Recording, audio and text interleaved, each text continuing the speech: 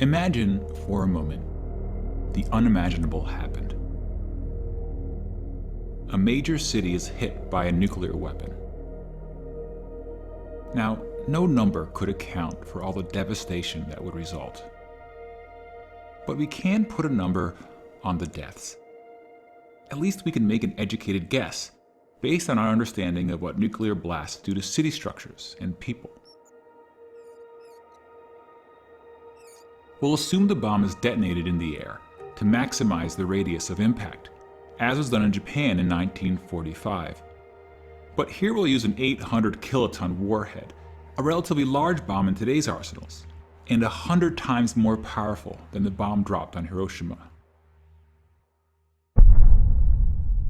Upon detonation, a fireball as hot as the sun would expand to a radius of 800 meters.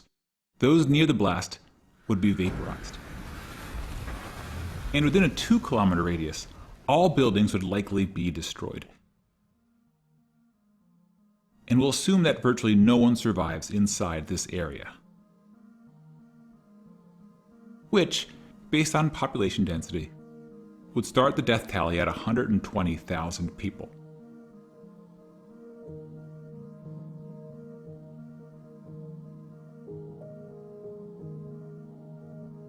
As you move further away from ground zero, estimating deaths becomes more complicated. From as far away as 11 kilometers, the radiant heat from the blast would be strong enough to cause third-degree burns on exposed skin. And as you get closer to the blast, the heat becomes so intense that clothing, even skin, would ignite into flames. That said, most people in the city would be indoors or otherwise sheltered from direct exposure. But the very structures that offered this protection would then become a cause of injury, as debris would rip through buildings and rain down on city streets.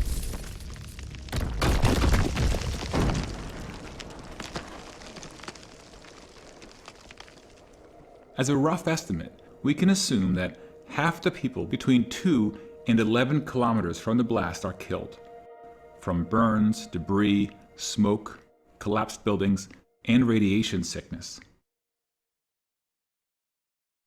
which translates roughly into an additional 500,000 people. Many of these deaths will occur days, even weeks after the attack. Radiation sickness takes about a week to cause death. And much of the dust and ash produced from the explosion will be dangerously radioactive, especially if it originated near ground zero. And the distance the particles travel will depend on the wind and other factors. Now, since this simulation is of an airburst attack, it will produce significantly less radioactive fallout than ground attacks targeting missile silos or bunkers. So we'll go with a relatively small number of deaths outside the 11-kilometer range. If it were a surface blast, the fallout deaths could surpass all other deaths combined, but it's a very difficult number to predict. In theory, radiation deaths can be reduced if people can avoid exposure to the fallout, especially during the critical first few days. Fallout shelters were common during the Cold War, but people rarely build shelters today. And schools no longer practice nuclear war drills. We generally talk less about surviving a nuclear attack. And in a way, it's good that we're less afraid of the bomb now that the Cold War is over. When nations are less on edge, the risk of accidents is arguably reduced. But nuclear weapons remain one of the great threats to humanity. And today, we're entering a new era in nuclear weapon history. Long-standing nuclear arms treaties are being reassessed, and countries big and small face the prospect of new arms races. In part because technology is emerging that may give one side a considerable strategic advantage, notably hypersonic weapons. Current nuclear missiles travel around the Earth at high altitudes, making them visible by radar earlier in their flight.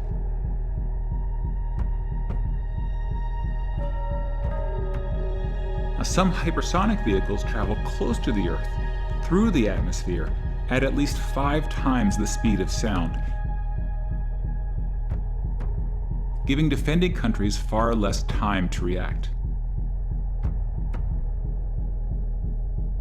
And remember that some of the most perilous moments during the Cold War occurred when countries maneuvered to reduce their opponent's reaction time. And the less time countries have to react, the more likely an accident will occur, or a rash judgment. And then you have smaller nukes that blur the line between conventional and nuclear weapons,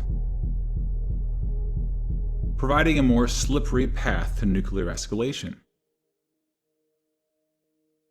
Now, for ordinary citizens, nuclear weapon policy may seem like a complex, even intimidating topic. But leaders often consider public perceptions when making policy. In many countries, voter opinion is an important factor. Whether you believe nuclear weapons have made the world safer or more dangerous, both sides generally agree that the bomb brings an unparalleled risk, and that there are things we can do to reduce the risk, like minimizing how many countries get the bomb, or scaling back Cold War arsenals, or stabilizing technology races, or pledging to never be the first one to strike. Such ideas have often resulted in signed treaties, some of which have held for decades. Some are at risk of expiring, and some just need a final push to become activated. By being steadfast in these efforts and not walking away from diplomatic achievements, we can continue the work of ensuring that this nightmare simulation never becomes a reality.